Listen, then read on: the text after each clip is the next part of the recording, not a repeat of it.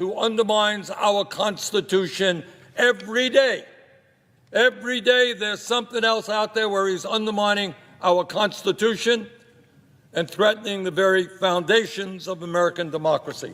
That is not what people fought and died to allow to happen.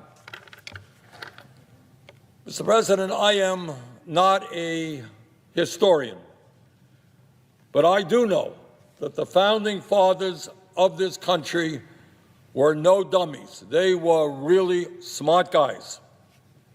And in the 1780s, they wrote a constitution and established a form of government with a separation of powers, with an executive branch, the president, a legislative branch, the Congress, and a judicial branch. These revolutionaries in the 1780s had just fought a war against the imperial rule of the King of England, who was an absolute dictator, the most powerful person on earth.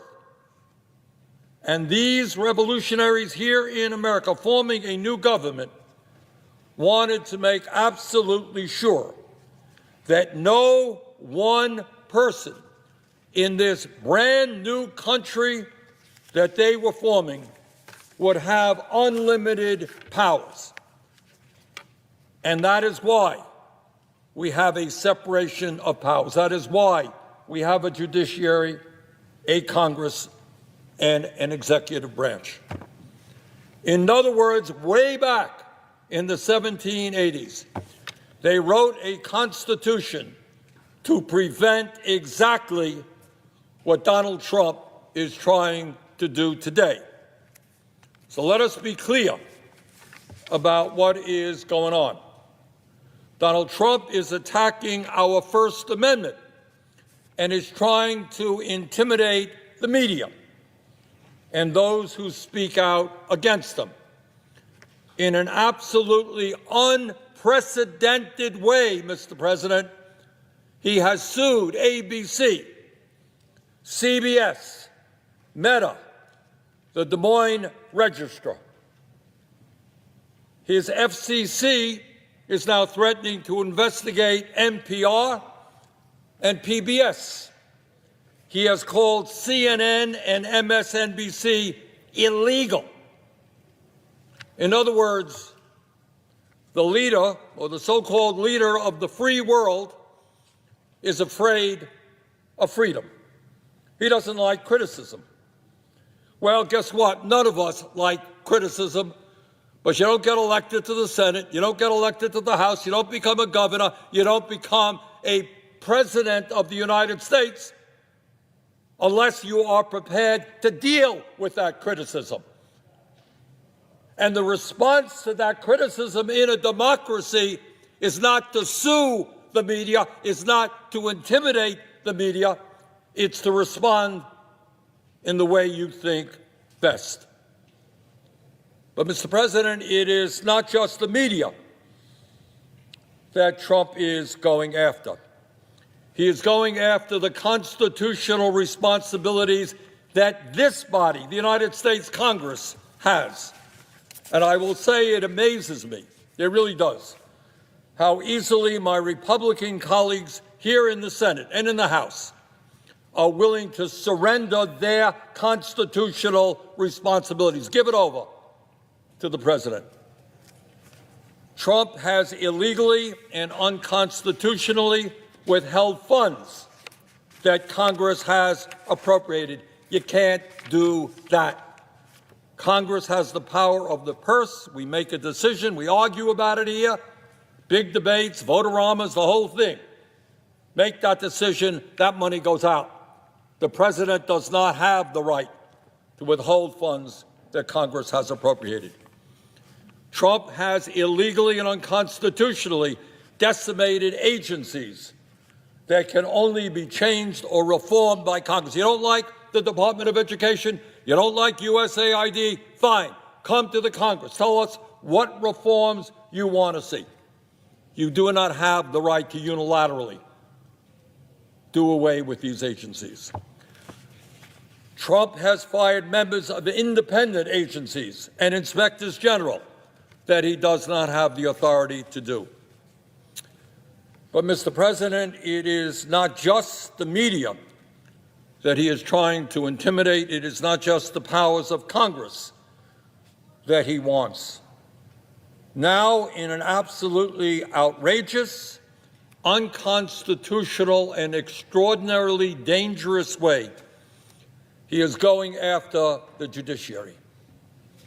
His view is that if you don't like a decision that a judge renders, you get rid of that judge.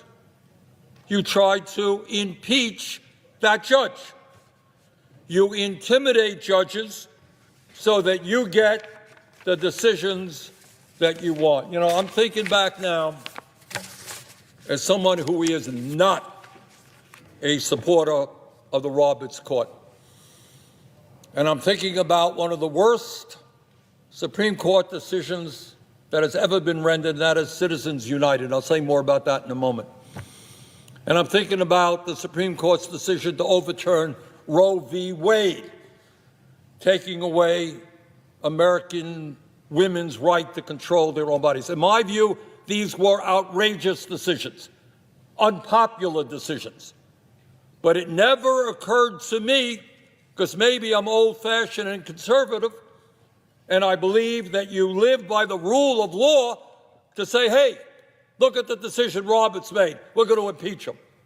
No, we try to elect a new president who's going to appoint new Supreme Court justice. That is the system that people have fought and died to defend. But it's not just the movement toward oligarchy, which is outraging millions of Americans, Democrats and Republicans, by the way. And it's not just the movement toward authoritarianism that we are seeing.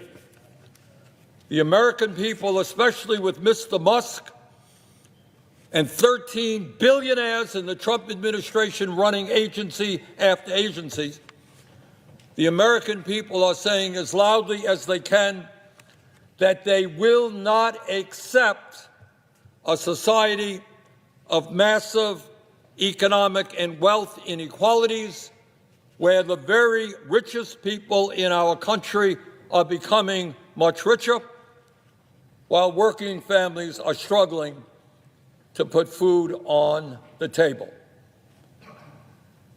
Having gone all over this country, I can tell you that the American people are sick and tired of these inequalities, and they want an economy that works for all of us, not just the 1%.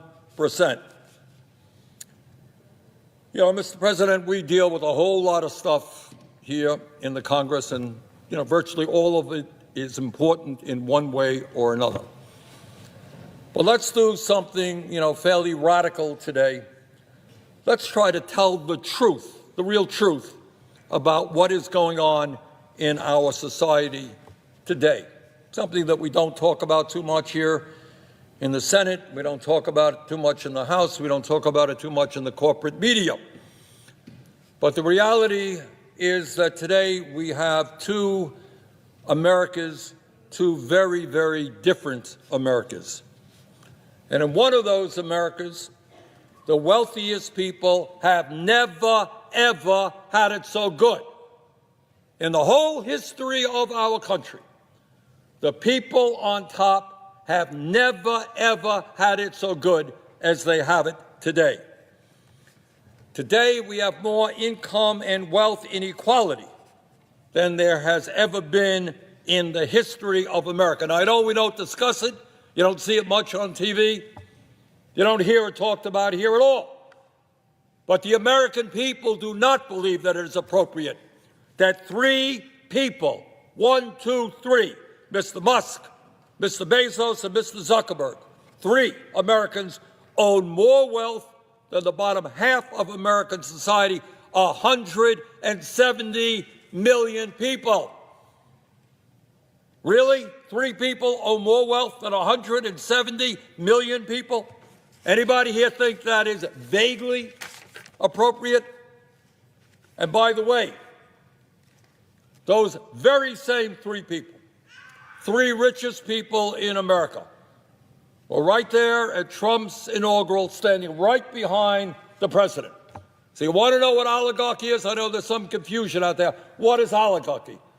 Well, it starts off when you have the 3 wealthiest people in the country standing right behind the president when he gets inaugurated. The top 1% in our country now own more wealth than the bottom 90%. CEOs make 300 times more than their average worker.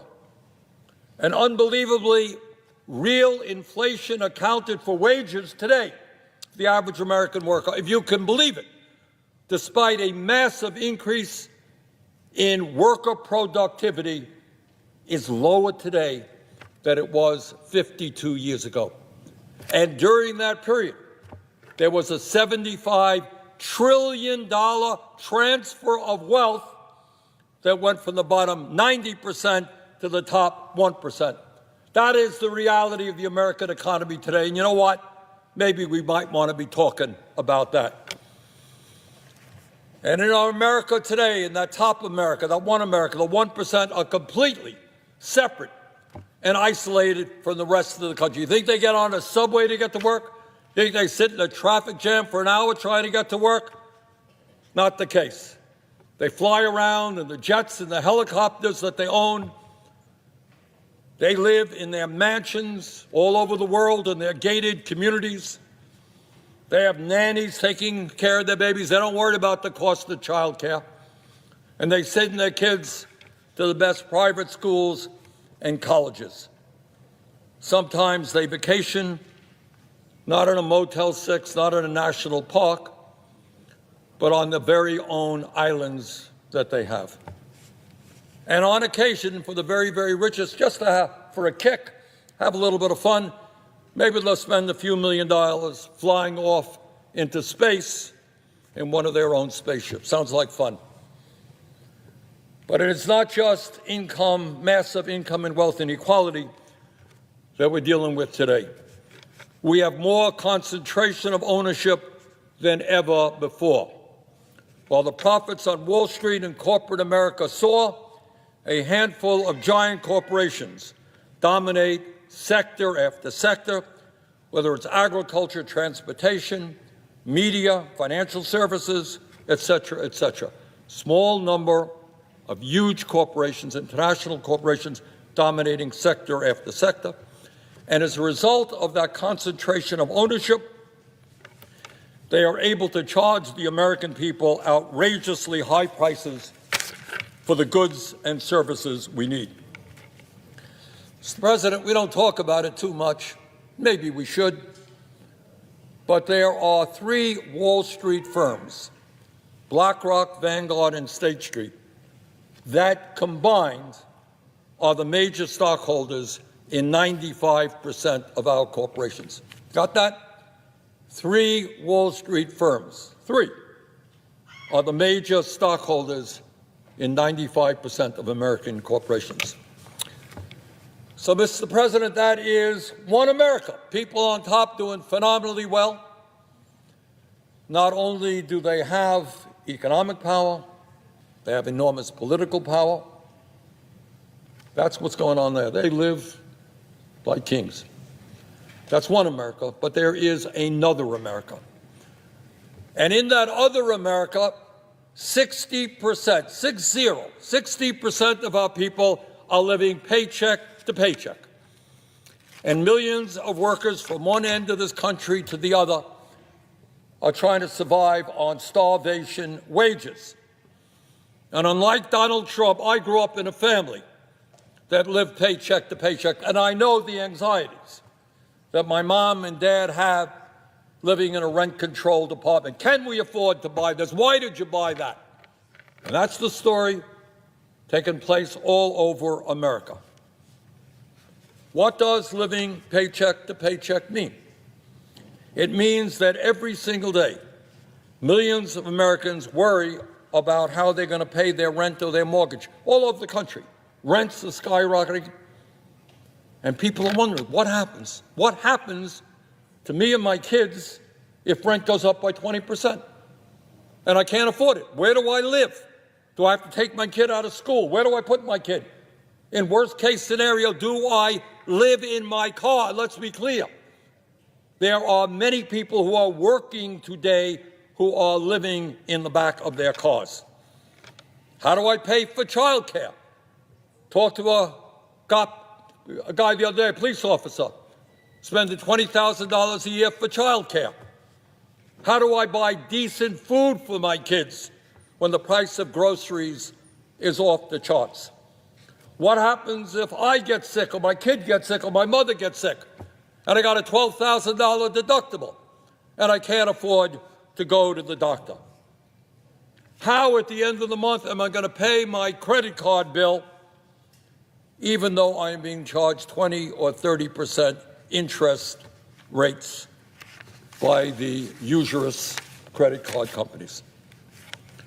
People are worrying about simple things. What happens if my car breaks down and the guy at the repair shop says it's going to cost $1,000 and I don't have $1,000 in the bank? And if I don't have a car, how do I get to work? And if I don't get to work, how do I have an income? And if I don't have an income, how do I take care of my family? Those are the crises that millions of Americans are experiencing today.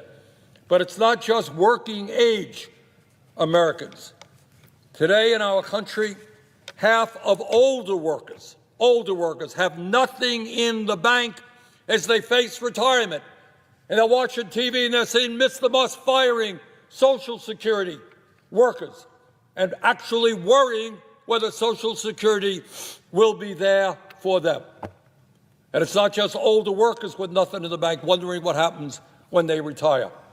22% of seniors are trying to survive on $15,000 a year. I dare anybody in this country, let alone somebody who's old, who needs health care, needs to keep the house warm, try to survive on $15,000 a year. And there are people here, by the way, talking about cutting Social Security. Mr. President, it is not just about income and wealth inequality. It is about